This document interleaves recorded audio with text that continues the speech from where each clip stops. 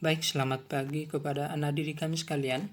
Video ini merupakan bahan belajar geografi yang keempat, di mana materi yang akan kita bahas pada video ini yaitu tentang asimilasi, persaingan, kontravensi, dan konflik. Perlu saya garis bawahi di sini bahwa asimilasi ini adalah bentuk yang ketiga dari interaksi sosial yang bersifat asosiatif. Minggu yang lalu kita telah belajar tentang kerjasama dan akomodasi. Kerjasama, akomodasi, asimilasi merupakan bentuk-bentuk interaksi sosial yang bersifat asosiatif. Apa arti asosiatif? Yaitu interaksi sosial yang dapat menghasilkan kesatuan, kekompakan, kerjasama dalam masyarakat. Nah, adapun persaingan, kontravensi, dan konflik ini adalah bentuk-bentuk interaksi sosial yang sifatnya disosiatif, yaitu interaksi sosial yang menghasilkan perpecahan, pertentangan dalam masyarakat. Langsung saja kita bahas materi yang pertama, yaitu asimilasi. Saya buat di sini definisinya bahwa asimilasi merupakan cara-cara bersikap dan bertingkah laku dalam menghadapi perbedaan untuk mencapai kesatuan dalam pikiran dan tindakan. Artinya apa? Bahwa asimilasi dilakukan oleh masyarakat. Tujuannya adalah untuk menyamakan atau menyatukan pikiran dan tindakan. Ketika masyarakat memiliki pola pikir yang sama, tindakan yang sama, maka sudah terjadi asimilasi di antara mereka. Nah, proses asimilasi dapat dengan mudah terjadi sebenarnya melalui beberapa cara. Di sini ada 3 cara. Cara yang pertama adalah sikap toleransi yang dimiliki oleh masyarakat. Apa artinya? Yaitu sikap saling menghargai orang lain. Individu yang satu menghargai individu yang lain, demikian sebaliknya. Kelompok yang satu menghargai kelompok yang lain, demikian sebaliknya. Baik menghargai pola pikir, menghargai sikap, dan menghargai kebudayaan. Itu yang pertama. Nah, cara yang kedua adalah dengan adanya persamaan pada unsur-unsur kebudayaan. Nah, ketika masyarakat memiliki unsur kebudayaan yang sama, maka mereka akan bekerja sama, memiliki cara berpikir yang sama, bertindak sama, memiliki tujuan yang sama. Cara yang ketiga adalah dengan adanya perkawinan campuran. Apa artinya perkawinan campuran? Adalah perkawinan yang mana orang yang mengalami perkawinan campuran ini berasal dari suku dan kebudayaan yang berbeda. Artinya yang laki-laki misalnya sukunya A, yang perempuan misalnya sukunya B. Nah, ketika mereka mengalami yang namanya pernikahan atau perkawinan, disebutlah itu sebagai perkawinan campuran. Nah, kesimpulannya di sini bahwa ketika terjadi perkawinan, meskipun memiliki latar belakang yang berbeda suku, berbeda kebudayaan, mereka memiliki pemikiran dan tindakan yang sama karena memang sudah membentuk keluarga. Otomatis mereka akan memiliki tujuan yang sama, pikiran yang sama, dan tindakan yang sama. Nah, sehingga bisa kita simpulkan perkawinan campuran dapat mewujudkan asimilasi. Saya buat contoh di sini bahwa orang-orang yang berasal dari Tiongkok atau kita sebut sebagai etnis Tionghoa yang sudah lama tinggal di Indonesia, akhirnya bisa berbahasa Indonesia dengan sangat fasih. Bahkan dialek Hokkien yang kita pakai atau teman-teman kita pakai sehari-hari kadang-kadang sudah kita campur dengan bahasa Indonesia. Nah, ketika etnis Tionghoa menggunakan bahasa Indonesia, etnis yang lain menggunakan bahasa Indonesia, seolah-olah kita memiliki kesamaan pemikiran. Nah, ketika kita memiliki bahasa yang sama, maka asimilasi sangat mungkin terjadi bagi kita. Kira-kira seperti itu. Bahasan kita selanjutnya yaitu proses-proses yang disosiatif, yang mana terdiri dari kompetisi, kontravensi, dan pertentangan atau konflik. Saya sudah jelaskan tadi apa maksud dari interaksi sosial yang sifatnya disosiatif, yaitu interaksi sosial yang mengarah pada konflik, merenggangkan hubungan kelompok atau solidaritas kelompok.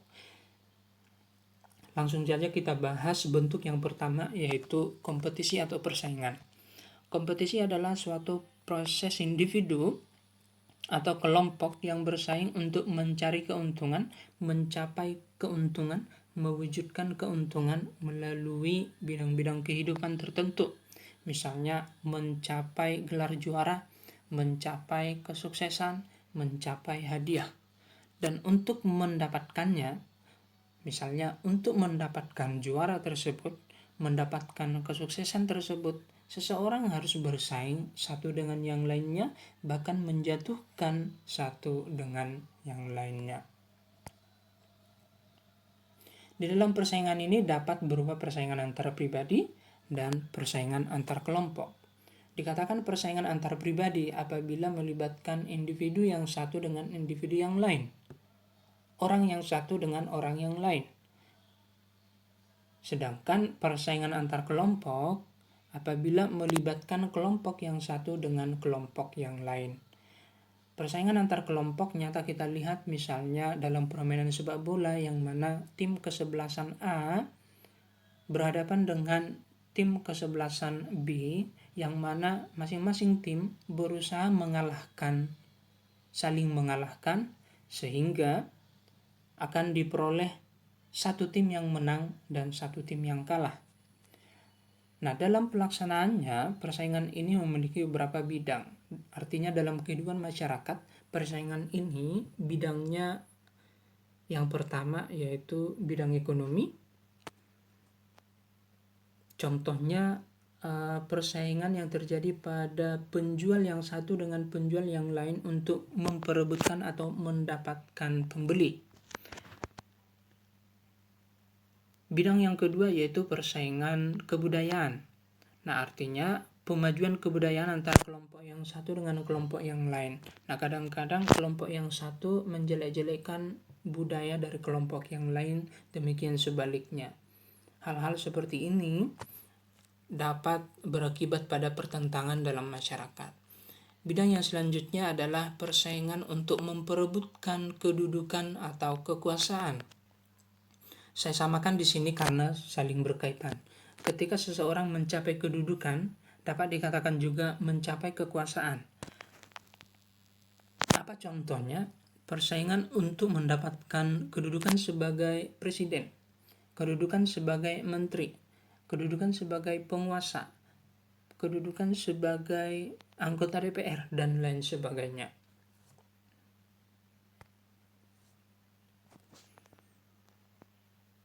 Bentuk yang kedua dari proses disosiatif yaitu kontravensi. Apa artinya? Kontravensi adalah sikap yang tersembunyi terhadap orang lain. Kontravensi ini ditandai oleh gejala-gejala adanya ketidakpastian mengenai diri seseorang dan perasaan tidak suka yang disembunyikan, kebencian atau keraguan terhadap kepribadian seseorang. Nah, perlu saya garis bawahi di sini bahwa inti dari kontravensi ini adalah adanya ketidakpastian mengenai diri seseorang terhadap orang lain. Kemudian perasaan tidak suka yang disembunyikan oleh seseorang terhadap orang lain. Ingat, perasaan tidak suka disembunyikan, artinya tidak diungkapkan.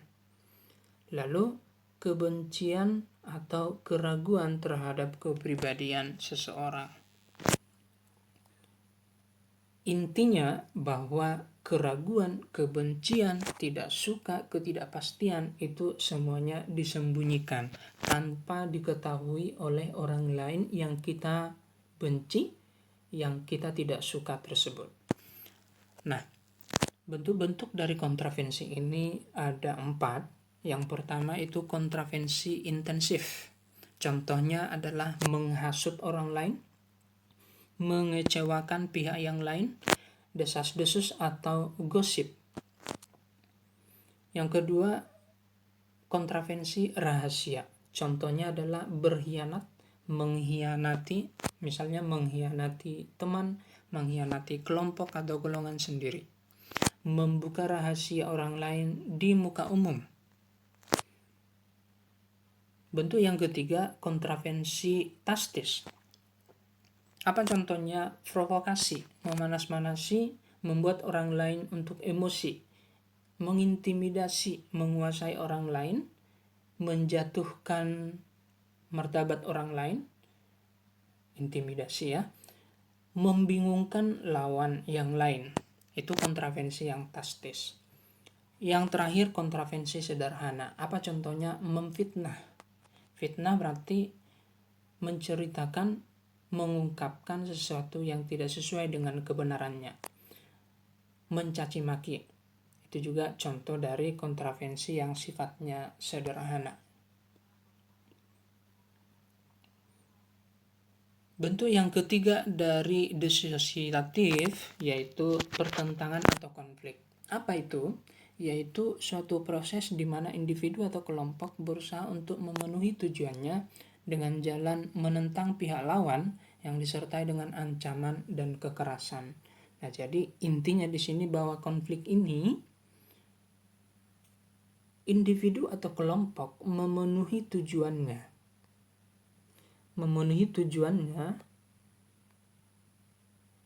dengan cara menentang pihak lawan, baik dengan ancaman maupun menentang dengan kekerasan. Sehingga ketika kamu mengancam temanmu, mengancam orang lain, itu sudah konflik namanya. Bahkan kekerasan juga, baik kekerasan fisik, misalnya memukul, termasuk juga kekerasan verbal, mencaci maki, mengeluarkan kata-kata kotor terhadap orang lain, itu juga merupakan contoh dari konflik. Nah, konflik terjadi jika dua pihak berusaha saling menggagalkan tujuan masing-masing. Nah, konflik ini bisa disebabkan oleh beberapa faktor. Faktor yang pertama, perbedaan antara individu. Pola pikir individu yang satu tentu berbeda dengan pola pikir individu yang lain, dan itu sangat memungkinkan untuk terjadinya konflik. Lalu perbedaan kebudayaan. Kebudayaan yang satu kadang-kadang sangat berbeda dengan kebudayaan yang lain, sehingga kelompok yang satu merasa kebudayaan kelompok lain salah dan kebudayaan mereka sendiri yang benar. Kadang-kadang hal-hal yang semacam ini yang dapat mengakibatkan pertentangan atau konflik. Saling membenarkan budaya sendiri dan saling menganggap rendah budaya kelompok lain. Perbedaan kepentingan. Nah, tentu kepentingan atau tujuan yang berbeda akan mengakibatkan persaingan bahkan pertentangan. Dan yang terakhir, perubahan sosial. Apa itu perubahan sosial? Yaitu perubahan pada kehidupan masyarakat. Misalnya perubahan pencapaian teknologi, terciptanya barang-barang yang baru, perubahan mode pakaian, perubahan gaya hidup, yang kadang-kadang tidak semua masyarakat mampu mengikuti perubahan itu. Nah, sehingga orang-orang atau masyarakat yang mampu mengikuti perubahan biasanya akan menguasai, menindas orang-orang yang tidak mampu mengikuti perubahan itu, sehingga terjadilah pertentangan atau konflik. Nah, bentuk-bentuk pertentangan atau konflik yang terjadi di masyarakat ada beberapa bentuk. Yang pertama yaitu konflik pribadi. Nah, artinya konflik pada diri sendiri. Sering disebut dengan konflik batin. Ketika seseorang mengalami stres, gangguan kepribadian, gangguan emosional, nah ini orang-orang yang mengalami hal demikian dikatakan sebagai orang yang mengalami konflik pribadi. Lalu bentuk yang kedua, konflik sosial. Nah, ini apabila konflik yang terjadi antara individu yang satu, orang yang satu dengan orang lain, bahkan kelompok yang satu dengan kelompok yang lain. Selanjutnya yang ketiga yaitu konflik antar kelas sosial. Nah, dalam masyarakat kita mengenal berbagai kelas. Misalnya ada kelas atas, kelas menengah, kelas bawah. Ada kelas kaya, ada kelas miskin. Ketika terjadi konflik antara kelas kaya, majikan, dengan kelas miskin, kelas rendah atau bawahan atau pembantu, maka layak kita sebut sebagai konflik antar kelas-kelas sosial. Selanjutnya konflik politik. Nah, ini biasanya dialami oleh orang-orang yang aktivitasnya berada di partai politik, di mana ketika suatu partai politik menjatuhkan atau menyerang, menjelek-jelekkan partai politik yang lain, maka terjadi konflik politik di antara mereka. Yang terakhir itu konflik internasional. Nah, yaitu konflik atau pertentangan yang terjadi antar negara. Kita mengetahui adanya Perang Dunia Pertama, Perang Dunia Kedua, ada lagi Perang Dingin, dan itu semuanya merupakan konflik internasional. Meskipun Perang Dingin misalnya bukan merupakan perang yang terbuka, tetapi secara umum di sisi lain bisa dikatakan sebagai konflik. Konflik internasional yang paling nyata adalah konflik antara negara A dengan negara B, konflik pada Perang Dunia Pertama, konflik pada Perang Dunia Kedua. Lalu sebagai penutup, akibat atau dampak dari konflik. Apa dampaknya? Di sini ada beberapa dampak. Yang pertama, tentu harta benda orang-orang yang mengalami konflik itu akan hancur. Kemudian kebahagiaan keluarga itu akan terampas. Banyak nyawa yang terenggut atau banyak yang meninggal dunia akibat konflik tersebut. Nah, itulah pembelajaran kita pada minggu ini. Silakan diikuti pembelajarannya mulai awal video hingga akhir dari video ini. Jika kamu merasa sekali memutar video ini belum menguasai materinya, putarlah video ini berulang kali. Dan untuk semakin memperdalam ilmumu, saya menawarkan kegiatanmu di sini. Kerjakanlah soal yang saya buat, ada 4 soal di sini. Tuliskan soalnya dan tuliskan jawabannya di catatanmu. Lalu seperti biasa, hasil dari pekerjaanmu ini silakan kamu fotokan dan kirimkan kepada saya, baik melalui WA maupun melalui email yang saya sudah bagikan kepada wali kelasmu. Selamat mengerjakan pembelajaran geografi yang keempat pada minggu ini. Jangan lupa tetap jaga kesehatan dan selamat pagi.